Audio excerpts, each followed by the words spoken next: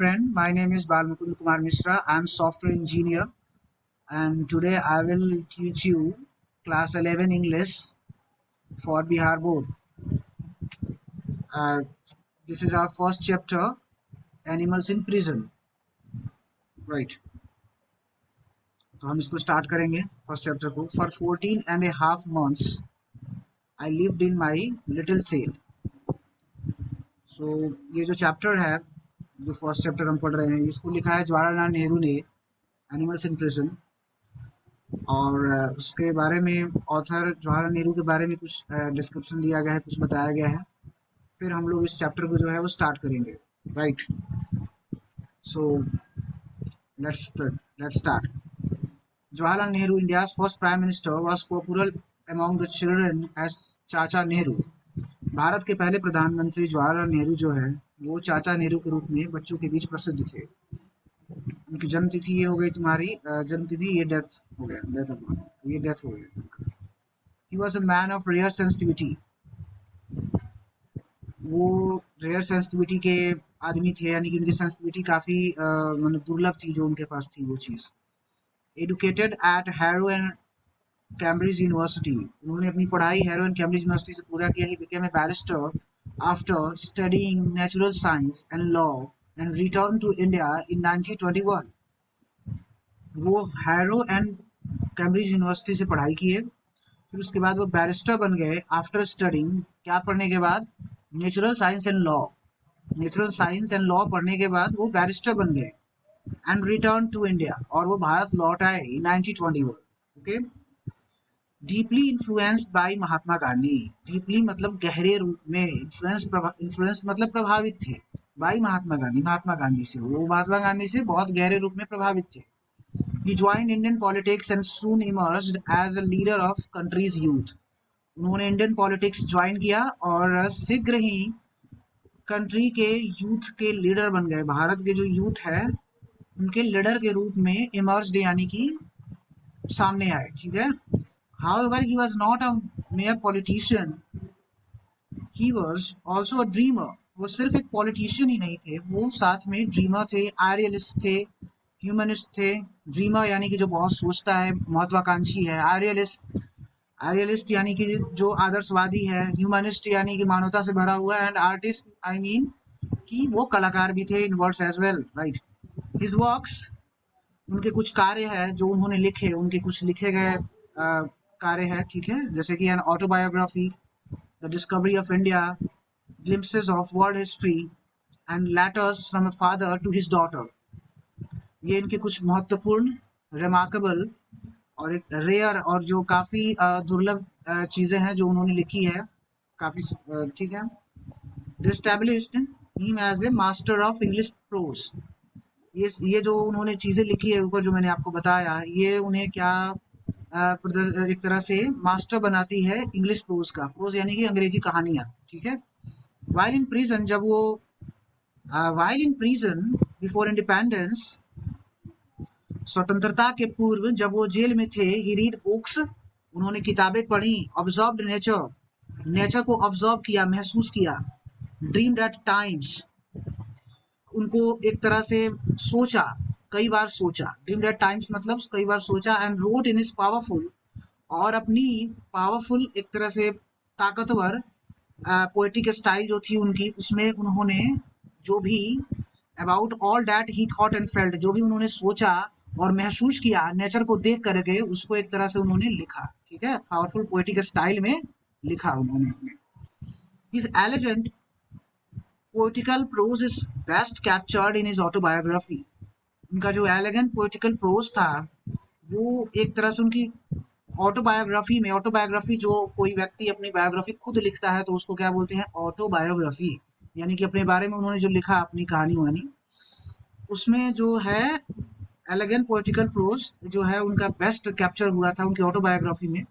The following extract taken from an autobiography, उनके autobiography से लिया गया है. ये जो चीज़ मेंशन है, लाइक क्या मेंशन है? Rebels, Nehru's love for nature, जो नेहरू के प्यार को प्रकृति के प्रति उजागर करती है, एक तरह से दिखाती है, लोगों के बीच में प्रदर्शित करती है, रेबल करती है. ठीक है. रेबल करती है. It is remarkable how he derives pleasure from watching different animals and gives respect even to the teeniest animals. ये एक रिमार्केबल है कि कैसे वो उन्होंने प्लेजर को डराइव किया। प्लेजर यानी कि खुशी, खुशी को उन्होंने कैसे डराइव किया, किस चीज से डरा, फ्रॉम वाचिंग डिफरेंट एनिमल्स, विभिन्न प्रकार के जानवरों को देखते हुए कैसे उन्होंने प्लेजर को ड्राइव किया, उन्होंने अपने भीतर जो है आनंद पाया, राइट। एंड उन्होंने यहाँ तक कि छोटे एनिमल को भी रेस्पेक्ट दिया, gives respect even to the tiniest animal. Tiniest means छोटे एनिमल, टीनिएस्ट यानी कि सबसे छोटे जो एनिमल्स थे उनको भी उन्होंने रेस्पेक्ट दिया, ठीक है।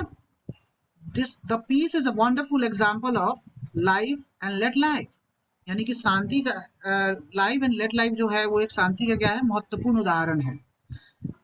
Life and let life means जीवो और जीने दो, राइट। अब हम चैप्टर स्टार्ट करेंगे। वो था एक तरह से जो जिन्होंने इस प्रोज को लिखा है उनके बारे में था, जवाहरलाल नेहरू के बारे में। अब हम उनकी लिखी हुई बात को पढ़ेंगे जो वहां से निकाला गया है, ठीक है। For 14.5 months I lived in my little cell और रूम इन देहरादून गाओल, यानी कि उन्होंने 14.5 months यानी कि 14.5 महीने, I lived in my little cell और room in the Dehradun gaol, Dehradun के गॉल में वो जो है एक लिटिल रूम में, एक बहुत छोटे रूम में रहे, ठीक है। And I begin to feel as if I was almost a part of it, और मैंने महसूस किया, ये कौन बोल रहे हैं, ये मैं बोल रहे हैं, ये अपने लिए जवाहरलाल नेहरू बोल रहे हैं। And I begin to feel as, और मैंने महसूस करना शुरू किया, as if I was almost a part of it, जैसे मैं इसका एक पार्ट बन गया हूँ।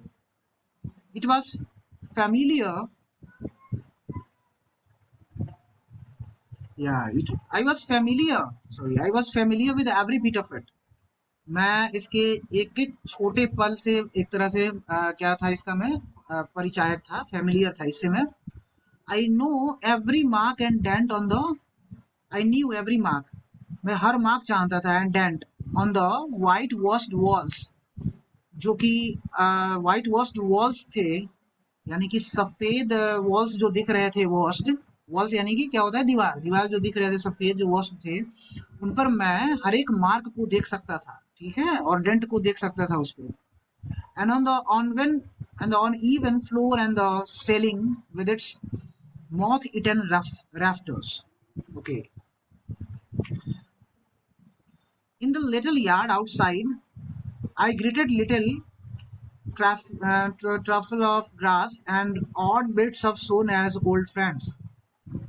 जो वहां पर एक छोटा आंगन था आउटसाइड, मैंने बाहर एक छोटा आंगन था, वहां मैं क्या हुआ, ग्रेटेड लिटिल, मैंने जो घास थे उनको मैंने क्या किया, एक तरह से ग्रीट किया, ग्रीट यानी कि उनको प्रणाम किया, ठीक है।